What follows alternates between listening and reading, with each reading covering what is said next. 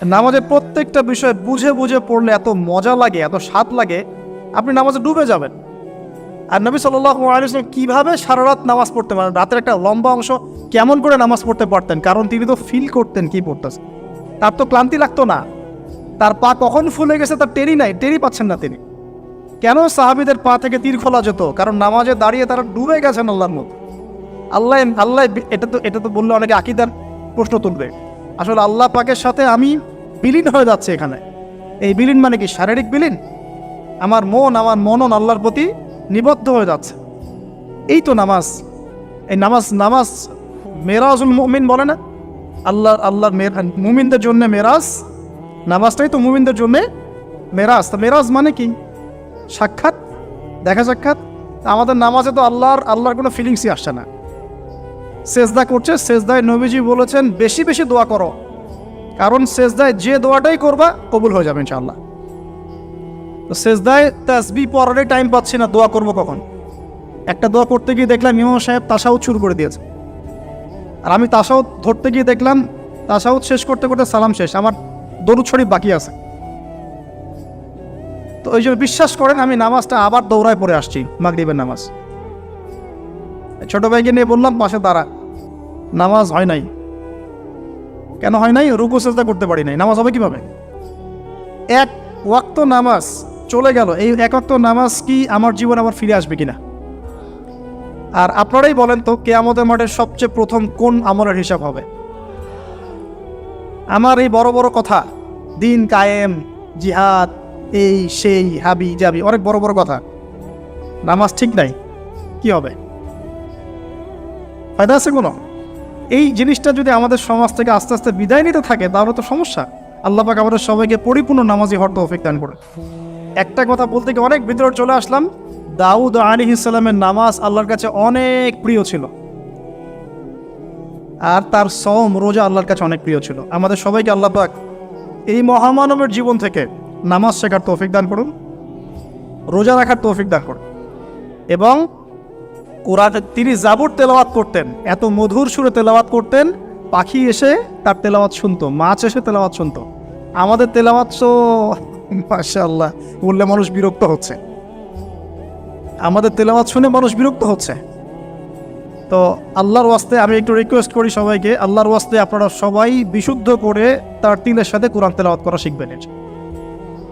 1 বছর সময় লাগে লাগুক, 2 বছর লাগে লাগুক, 3 বছর লাগে লাগুক। আমার একজন ওস্তাদি বলতে পারি, টিচার আছেন, যিনি নিজে 7 জনের কাছে কোরআন তেলাওয়াত করা শিখেছেন। তিনি নিজে 7 জন ওস্তাদের কাছে কোরআন তেলাওয়াত করা শিখেছেন। এর কোনো শেষ নাই। চমৎকার করে, সুন্দর করে, মাধুর্যের সাথে কোরআন তেলাওয়াত করা শিখুন। আল্লাহ পাক আমাদের সবাইকে ডেইলি অন্তত 1 পারা করে তেলাওয়াত করার তৌফিক দান। এতে ইনশাল্লাহ জীবনে বরকত হবে, হায়াতে বরকত হবে, রিজিকে বরকত হবে, আল্লাহর সাথে কানেকশন থাকবে, কোরআনের সাথে আপনার সম্পর্ক থাকবে। কোরআন কাল কিয়ামতে আপনার পক্ষে সাক্ষী দিবে। আল কোরআন হুজ্জাতুল লাকা ওয়া আলাইক, কোরআন আপনার পক্ষে সাক্ষী দিবে বা বিপক্ষে সাক্ষী দিবে। আল্লাহ রাসূল বলেছেন লা হাসাদা ইল্লা ইসনাতাইন, 2 জন ব্যক্তি ছাড়া কারো প্রতি ঈর্ষা করা জায়েজ নাই। এক, রাজুলুন আতাহু আল্লাহুল কোরআন, এমন একজন ব্যক্তি যাকে আল্লাহ পাক কোরআন দিয়েছেন, সুবহানাল্লাহ। ইয়াকুমু বিহি আনা আল-লাইল ওয়া আনা আন-নাহার, যে কোরআন কেন্দ্রিক, সে দিনের বেলা আমল করে, রাতে তাহাজ্জুদের নামাজ পড়ে। আরেকজন ব্যক্তি রাজুলুন আতাহু আল্লাহু মালান, একজন ব্যক্তি যাকে আল্লাহ পাক সম্পদ দিয়েছেন, ইউনফিকু বিহি আনা আল-লাইল ওয়া আনা আন-নাহার, এই টাকা পয়সা, মাল সম্পদ ইসলামের জন্য সে দিন রাত খরচ করে। এই 2 ব্যক্তি ছাড়া অন্য কারোর প্রতি ঈর্ষা করা যায়।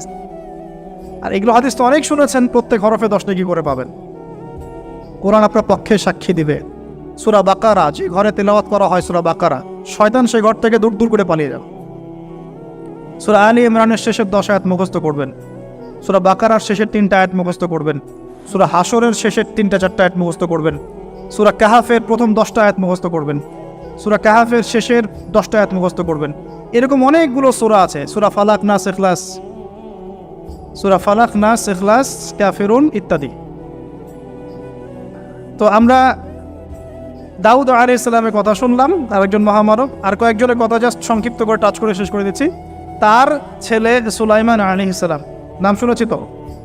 আল্লাহ পাক তাকে জিন জাতির উপর কর্তৃত্ব দিয়েছিলেন, বাতাসের উপর কর্তৃত্ব, তার আংটিতে, তার লাঠি, সিংহাসন, এক কথায় তাকে আল্লাহ পাক এত বড় রাজত্ব দিয়েছেন যেটা আল্লাহ পাক এর আগেও কাউকে দেন নাই, পরেও কাউকে দেন নাই। এখান থেকে আমরা শিখছি শক্তিশালী মুসলিম হওয়ার একটা নাসিহাত, শক্তিশালী মুসলিম হওয়ার। তা আমাদের সবাইকে শক্তিশালী মুসলিম হওয়ার চেষ্টা করতে হবে, আল্লাহ পাক তৌফিক দান করুন। এই শক্তি গেইন করার চেষ্টা করতে হবে, আল্লাহ পাক তৌফিক দান করুন। দুর্বল মুমিনের চাইতে শক্তিশালী মুমিন আল্লাহর কাছে বেশি পছন্দের। এখানে ইসলামের শক্তি আমরা দেখতে পাচ্ছি। আরও সামনে যাই, পাতা উল্টাই, দেখবেন একজন অত্যন্ত অপূর্ব সুন্দর, আমাদের মুরাদ ভাইয়ের মতো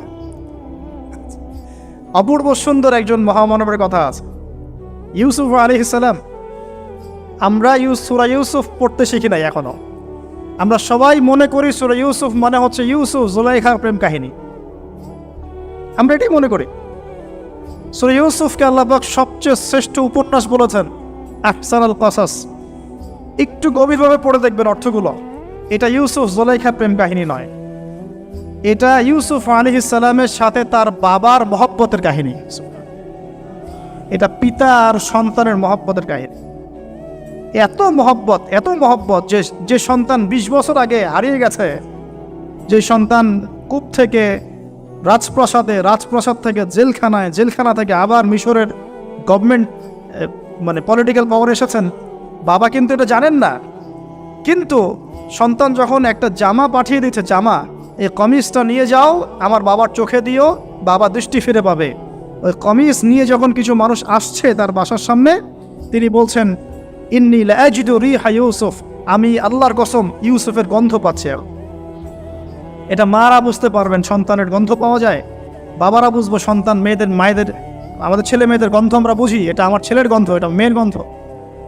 ইউসুফ আলাইহিস সালামের কামিজ আসছে 1200 মাইল দূর থেকে, আরও বেশি বা কম হবে, আর এখানে তার বাবা গন্ধ পাচ্ছেন, মহব্বত। এই কথাটা, এই আয়াতটা আসলেই চোখ দিয়ে পানি বের হয়ে যাবে।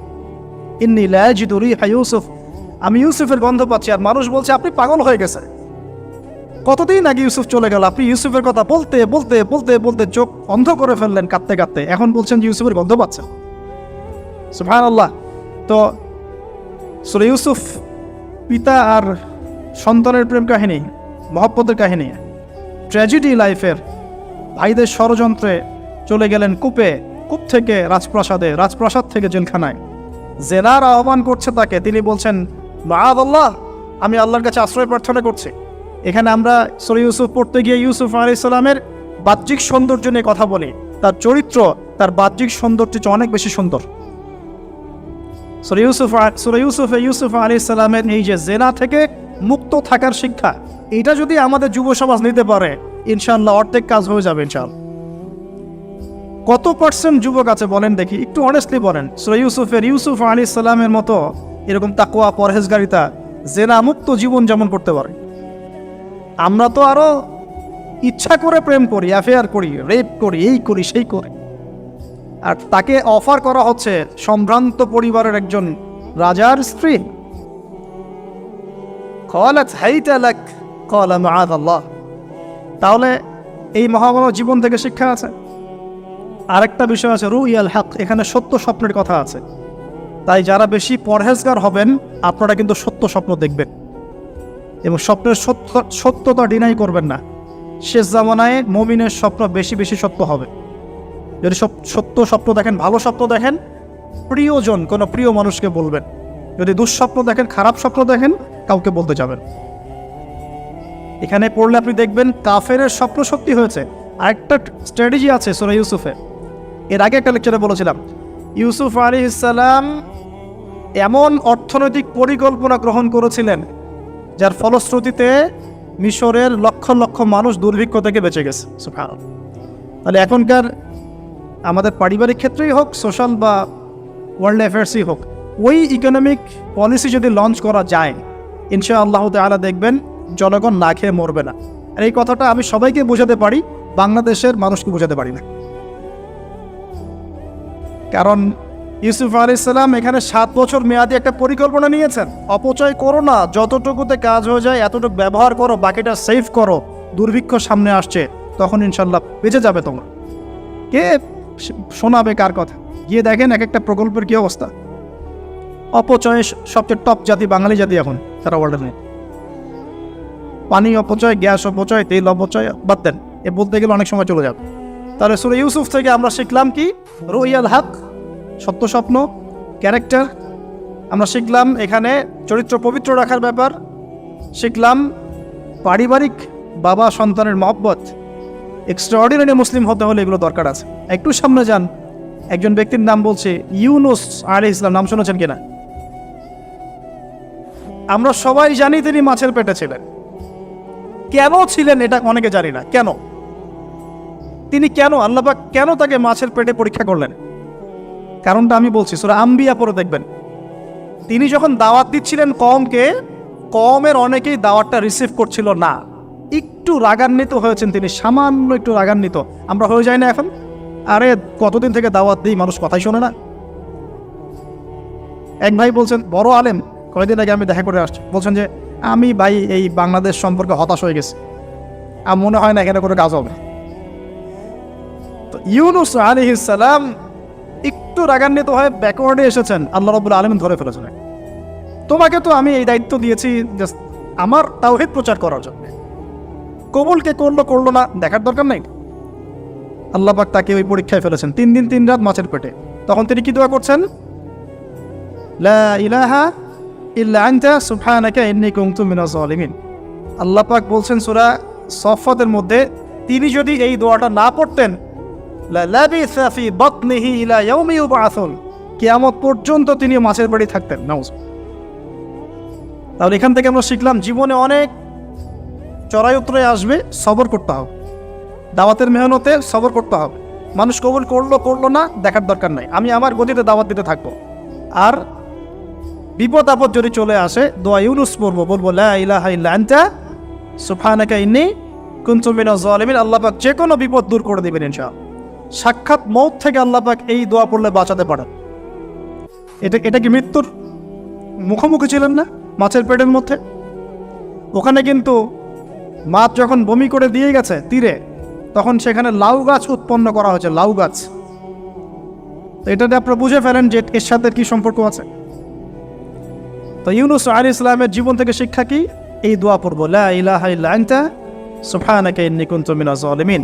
আরেকজন নবীর নাম আইয়ুব, মহামানব, অনেক দিন অসুস্থ, মনে আছে? দীর্ঘদিন অসুস্থ। এইখানে একটা কথা বলো, লোভ সামলাতে পারছি না। সালাত আমরা একসাথে পড়বো ইনশাআল্লাহ। আচ্ছা, সেটা হচ্ছে আইয়ুব আলাইহিস সালাম কখন এই দোয়া করেছেন? রব্বি আন্নী মাসানিয়া দুররু ওয়া আনতা আরহামুর রাহিমিন। রোগ যখন আস্তে আস্তে আস্তে তার জিহ্বাতে এসেছে, জিহ্বা দিয়ে তিনি তার জিকির করতে কষ্ট হচ্ছে, তখন তিনি বলছেন, আল্লাহ আমাকে অনেক দুঃখ দুর্দশা স্পর্শ করেছে, আমি জিকিরটা ঠিক মতো করতে পারছি না, আল্লাহ আমাকে শেফা দান করো। সুবহানাল্লাহ। এখন আল্লাহ রাব্বুল আলামিন তাকে গোসল করালেন, সুস্থতা লাভ করলেন, তাকে আহাল পরিবার দিলেন, আরোগ্য দান করলেন। শিক্ষা জীবনে যত বড়ই রোগ ব্যাধি বিপদ আপদ বালা মুসিবত আসুক না কেন, এই দোয়াটা পড়বো, আশাহত হব না, হতাশ হব না, আল্লাহর প্রতি সুধারণা রাখবো, দোয়া করবো রব্বি আন্নী মাসানিয়া দুর ওয়া আনতা আরহামুর রাহিমিন। ইনশাআল্লাহ শেফা হয়ে যাবে। সেই লোভনীয় কথাটা এটা, আইয়ুব আলাইহিস সালামের শরীরে রোগ ছিল, কলবে কি রোগ ছিল? আইয়ুব আলাইহিস সালামের কলবে কি রোগ ছিল? রোগটা দেহে ছিল।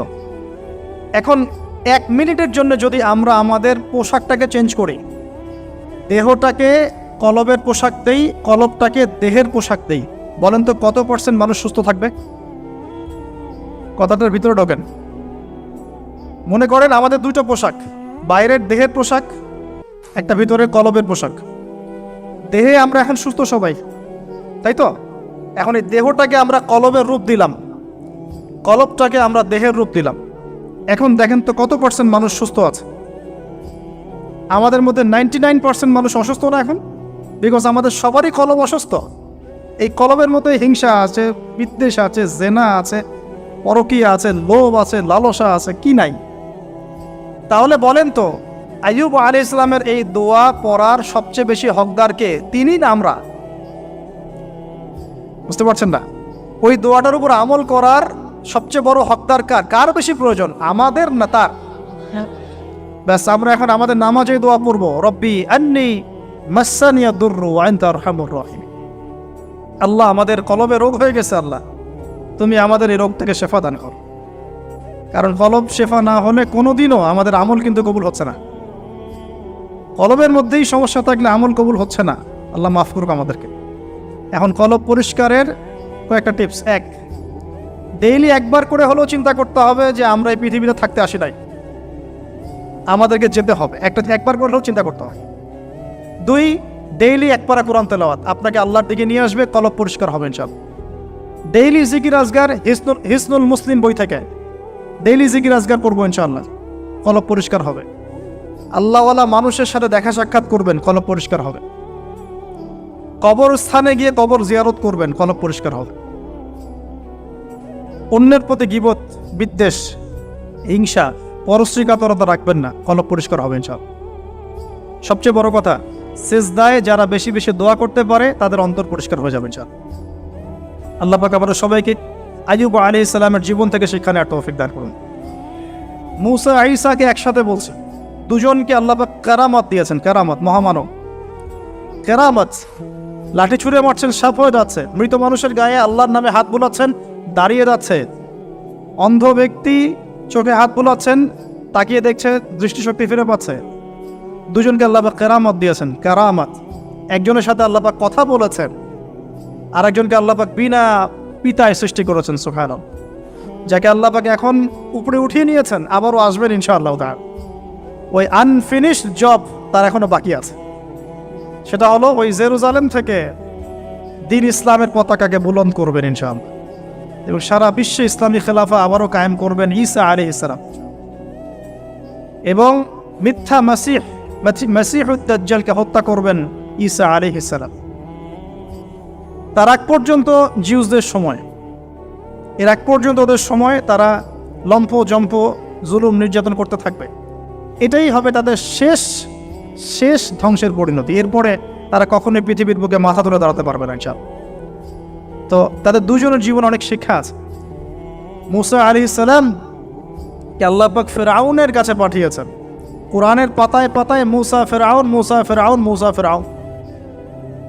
আল্লাহ পাকের কি অলৌকিকত্ব, মানে কি নিদর্শন! যেখানে আবু জেহেল সেখানেই মুহাম্মদ, যেখানেই আজার সেখানে ইব্রাহিম, যেখানে ফিরআউন সেখানেই মূসা। তার এই যুগেও যেখানেই যত বেশি করাপশন, যত বেশি অন্যায় অবিচার, সেখানে তত বড় মুমিনের জন্ম হবে ইনশাআল্লাহ। আল্লাহর পক্ষ থেকে নবুয়ত পাওয়ার পরে তিনি দোয়া করছেন, আল্লাহ আমার এত সাহস নাই, শক্তি নাই, আল্লাহ আমি দুর্বল। তার মধ্যে একজন মানুষ আমার এক থাপ্পড়ে মারা গেছে ওদের ওখানে, মনে আছে? থাপ্পড়ে না, সরি, ঘুষি ফাওয়াকাযাহু ফাকাদা আলাইহি, এক ঘুষি দিয়েছেন। এই যে এক ঘুষি দিয়ে মানুষ মেরেছেন মূসা আলাইহিস সালাম, মানে অ্যাক্সিডেন্টলি, ইচ্ছা করে না। এটা থেকেই ওই যে চাইনিজ মার্শাল আর্ট শুরু হয়েছে, এক ঘুষিতে মানুষ মারা যায়। বিশ্বাস করছেন না? এই যে টেকনিক, এক ঘুষিতেও মানুষের মৃত্যু হতে পারে, এমন স্পট আছে মানুষের দেহে। এখান থেকে শিল্প গড়ে উঠেছে, মার্শাল আর্টস গড়ে উঠেছে না? তো মূসা আলাইহিস সালাম বলছেন, আল্লাহ আমার এই সমস্যা। আল্লাহ বলছেন এই দোয়া করো, রব্বিশ রাহলি সদরি। আমরা কি দোয়া করবো তাহলে? রব্বিশ রাহলি সদরি, আল্লাহ আমার এই কলিজাটা বড় করে দাও। মানে আমার কলিজা বড় করো মানে কি? সাহস বাড়িয়ে দাও। দিনের দাওয়াত দেওয়ার জন্য কি লাগে? সাহস। আমার সাহস বাড়িয়ে দাও। একজন আলেম বলেছিলেন 3টা জিনিস লাগে, জ্ঞান, সাহস, ধৈর্য। দিনের দাওয়াত দিতে এবং দিন বিজয় করতে 3টা জিনিস লাগবে, জ্ঞান, সাহস, ধৈর্য। এবং সেই আলেম আপনাদের খুব পরিচিত একজন, নাম বলছি না। এখন হে আল্লাহ, আমার বক্ষকে প্রশস্ত করো, ওয়াসসিরলি আমরি, আমার কাজকে সহজ করে দাও। আমার কাজ সহজ নয়, কাজটা সহজ করে দাও। ওয়াহলুল উকদাতাম মিন লিসানি, আমার জড়তা আছে জিহ্বায়, দূর করে দাও। ইয়াফকাহু কওলি, যাতে করে আমার কথা মানুষ বুঝতে পারে। ডক্টর জাকির নায়েক এই দোয়াটার উপর খুব বেশি আমল করেন। আপনারা কি দেখেছেন না লেকচারে? এই দোয়াটার ব্যাপক ফজিলত আছে। ইনশাআল্লাহ এই দোয়ার উপর যারা আমল করবে, আল্লাহ পাক তাকে প্রশস্ত সদর দিবেন, জ্ঞান দিবেন, সাহস দিবেন। ইনশাআল্লাহ দাওয়াতের ক্ষেত্রে সে মানে না জড়তা মুক্ত কথা বলতে পারবে ইনশাআল্লাহ। এই কাজগুলো আমাদের করা উচিত। সবচেয়ে বড় কথা, তিনি ফেরাউনকে দাওয়াত দিয়েছেন। তাহলে বুঝলাম দাওয়াতের কাজ আস্তে আস্তে আস্তে আস্তে ওই পর্যায়ে পর্যন্ত যেতে হবে কি না। তাহলে এখনকার বিশ্বে কি ফেরাউন নাই? এখনকার বিশ্বে ফেরাউন নাই? অল্প কিছু জায়গা বাদ দিয়ে ম্যাক্সিমামই তো ফেরাউন। অল্প কিছু জায়গা বাদ দিয়ে ম্যাক্সিমামই ফেরাউন, হামান, কারুন, নমরুদ। আর এই কথাটা বলার সৎসাহস থাকা উচিত। কোন কোন দৃষ্টিকোণ থেকে বলা হচ্ছে? বিকজ আল্লাহ পাকের আইন আপনি মানছেন না, আল্লাহ পাকের কোরআন আপনি মানছেন না, নবীর সুন্নত মানছেন না। শেষ করে দেই লাস্ট। উতবা সাহেবা রাবিয়া, তোমরা ইসলাম কবুল করো। তারা করে নাই বলেই তো বদর হলো। তারপরে সমাজ পরিবর্তন, একটা হাদিস আমাকে প্রেরণা যোগায়, সেটা হলো নবীজি বলছেন, তোমাদের সামনে এমন যুগ আসছে, জামানা সবরের, কঠিন সবরের জামানা। ওই যে বলেছে অনেক দিন আগে, ইমান ধরে রাখাটা হাতের মধ্যে আগুন ধরে রাখার মতো হবে। ওই জামানায় যে ব্যক্তি আমার সুন্নতের উপরে লিল মুতামাসসিক, আমার সুন্নতের উপরে একদম দৃঢ় থাকতে পারবে, আজরুনা খামসিনা শাহীদাম মিনকুম, তোমাদের মধ্যে 50 জন শহীদ সাহাবীর নেকি পাবে। চাল এই জন্য আমরা মাঠে ময়দানে কাজ করছি। করতে করতে করতে করতে যদি কখনো দেখা যায় যে না, আর পসিবল হচ্ছে না, কোনোভাবেই সম্ভব হচ্ছে না, সেক্ষেত্রে এরকম আবিসিনিয়ার মতো জায়গাগুলোতে চলে আসা ছাড়া কোনো অপশন নাই। তো আপনারা তো মাশাআল্লাহ ভালো পরিবেশে আছেন। এই পরিবেশে সাহাবীরা হিজরত করেছিলেন, ঠিক আছে। বাদশা নাজাশী খ্রিস্টান শাসক ছিলেন, মুসলিম ছিলেন না। তারপরেও তিনি তার রাজ্যের মধ্যে ন্যায় বিচার প্রতিষ্ঠা করেছিলেন। আর এখনকার মুসলিমদের কাছে ন্যায় বিচার পাওয়া যাচ্ছে না। আল্লাহ পাক আমাদেরকে হেফাজত করুন। এরপরে টার্নিং পয়েন্ট, মদিনা থেকে কিছু যুবক সাহাবী আসেন আসআদ বিন জুরারা রাদিয়াল্লাহু আনহুর নেতৃত্বে। তারপরে তারা ফিরে যান, পরের বছর 12 জনকে নিয়ে আসেন, তারপরের বছর আসেন 75 জনকে নিয়ে। এরপরে বায়াতে আকবায়ে কুবরা হয়। বায়াত একটা বিষয় আছে ইসলামে, এটা তো উঠেই যাচ্ছে আস্তে আস্তে। এটা নিয়ে নিচ্ছে কিছু ভণ্ড পীর সাহেব, তাই না? কিন্তু অরিজিনালি কিন্তু ইসলামে একটা বায়াতের ব্যাপার আছে। তো নবী সাল্লাল্লাহু আলাইহি ওয়াসাল্লাম সেটা নিয়েছেন। নেয়ার পরে আল্লাহ পাক তাকে আদেশ করেছেন মদিনায় হিজরত কর। তখন তিনি মদিনায় হিজরত করে সেখানে গিয়ে মদিনা সনদ করা, মসজিদ নববী নির্মাণ করা, তারপরে ইহুদিদের সাথে চুক্তি করা, একটা রাষ্ট্র যেভাবে ফাংশন করে সব সেখানে হলো। তারপরে সামরিক অভিযান শুরু হলো আস্তে আস্তে। এই করতে করতে কিছু সারিয়া হলো, সারিয়া সাইফিল বাহার, সারিয়া আবুয়া, সারিয়া বুয়াত, এরকম অনেকগুলো সারিয়া হওয়ার পরে এক পর্যায়ে বদর যুদ্ধ হয়েছে। সরাসরি প্রথম বদর হয়নি, কিন্তু বদর যুদ্ধে জয়লাভ, পরে উহুদের যুদ্ধ পরের বছর, এই যুদ্ধের সাময়িক বিপর্যয়। তারপরে খন্দকে বাইন মানে ওরা কিন্তু ফিরে চলে গেল, আমাদের কোনো ক্ষতি করতে পারলো না। তারপরে নবী সাল্লাল্লাহু আলাইহি ওয়াসাল্লাম বলেন, আজকের পর থেকে আমরাই অগ্রগামী হব, ওরা আমাদেরকে কিছু করতে পারবে না। এরপরে সামরিক অভিযান বাড়লো, দাওয়াতের মেহনত বাড়লো, আস্তে আস্তে আস্তে আস্তে মাশাআল্লাহ মাত্র 8 বছর, 8 বছরের ব্যবধানে নবী সাল্লাল্লাহু আলাইহি ওয়াসাল্লাম প্রায় বিনা যুদ্ধে মক্কা জয় করলেন। কোন মক্কা? যে মক্কা থেকে আমাদেরকে চলে আসতে হয়েছে এক সময়। ইসলাম এভাবে বিজয় লাভ করেছে। আর আমাদের জন্য নবী সাল্লাল্লাহু আলাইহি ওয়াসাল্লামের এই মহামানবের জীবনেই হচ্ছে উসওয়াতুল হাসানা। আমাদের জন্য কিন্তু আগেকার মহামানবরা উসওয়াতুল হাসানা নন, যাদের কথা আমরা আলোচনা করলাম, তাদের থেকে আমরা শিক্ষা নিচ্ছি। কিন্তু আমাদের উসওয়াতুল হাসানা হচ্ছেন নবী সাল্লাল্লাহু আলাইহি ওয়াসাল্লাম। তার এই সিরাত, তার এই জীবনী পড়লে আমরা আমাদের ব্যক্তি জীবন, দাওয়াতের জীবন, পারিবারিক জীবন, কখন কি করতে হবে, এই পুরো বিষয়টা আমরা খুব ভালো করে আয়ত্ত করতে পারব। আল্লাহ রাব্বুল আলামিন আমাদের সবাইকে নবী সাল্লাল্লাহু আলাইহি ওয়াসাল্লামের জীবন থেকে শিক্ষা নেওয়ার তৌফিক দান করুন। তিনি উম্মার কল্যাণকামী ছিলেন, আমাদেরকে তিনি ভালোবাসতেন, আমাদের জন্য এত কষ্ট করেছেন, তিনি চলে গেছেন, রেখে গেছেন আমাদের কাছে এই দিন ইসলাম। এটাই আমানত। আমরা ছাড়া এরপরে আর কোনো নবী আসছেন না, আমাদের কাঁধেই দায়িত্ব। অতএব শুধু ওলামায়ে কেরামদের কাঁধে দায়িত্ব নয়, আমাদের সবার কাঁধেই দায়িত্ব। যখন ওলামায়ে কেরামরা দায়িত্ব পালন অবহেলা করবে, আল্লাহ পাক আপনাদেরকে নিয়ে আসবে এখানে ইনশাআল্লাহ। আল্লাহ পাকের কোনো পরোয়া নাই, কিন্তু আল্লাহ পাকের কোনো পরোয়া নাই। যদি আমরা ওলামায়ে কেরামরা দায়িত্ব পালন না করি, আল্লাহ পাক আপনাদেরকে নিয়ে আসবেন, এই চেয়ারগুলোতে বসাবেন ইনশাআল্লাহ।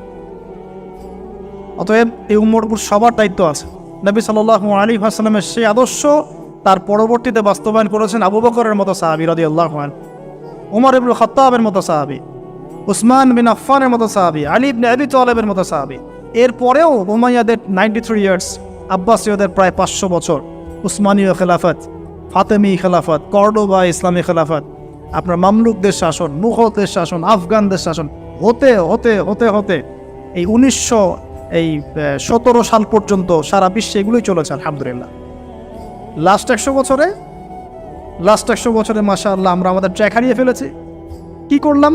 আমরা ঈমান থেকে সরে আসলাম, তাকওয়া থেকে সরে আসলাম, হারাম খাওয়া শুরু করলাম, জেনা করা শুরু করলাম, দ্বীনি ইলম অর্জনের চেষ্টা করলাম না, পর্দার বিধান কায়েম করলাম না, দাওয়াতের মেহনত করলাম না, ইসলাম প্রতিষ্ঠার কোনো জজবা রাখলাম না, ইত্যাদি করতে করতে আমাদের উপরে তারা চেপে বসে গেল।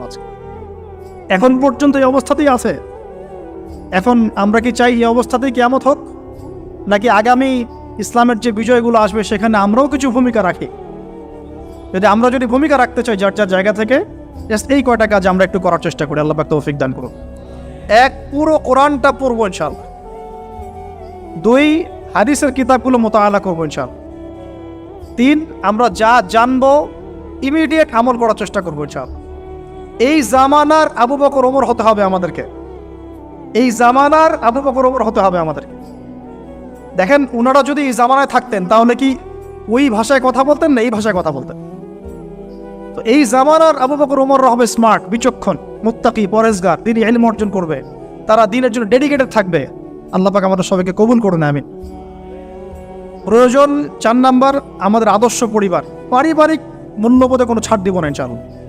5 নাম্বার, আমাদের সন্তানের যে ছোট ছোট বাচ্চারা যারা আছে, বাচ্চাদেরকে ডিনামাইট করে গড়ে তুলবেন ইনশাআল্লাহ। তারা বাচ্চাদেরকে একবারে ডিনামাইট, মানে জেনারেল নলেজ, ইসলামিক নলেজ, প্রত্যেকটা ডিপার্টমেন্ট যেন ওদের স্ট্রং থাকে, এবং ছোটবেলা থেকেই ওদেরকে নামাজ, ইসলামিক নীতি নৈতিকতা, মূল্যবোধ দিয়ে বড় করবেন ইনশাআল্লাহ। আল্লাহ তৌফিক দান করুন। আরও প্রয়োজন হচ্ছে হালাল খাওয়া। আলহামদুলিল্লাহ, এটাতে আমরা চেষ্টা করছি, আল্লাহ পাক বরকত দান করুন। আর কি দরকার হবে?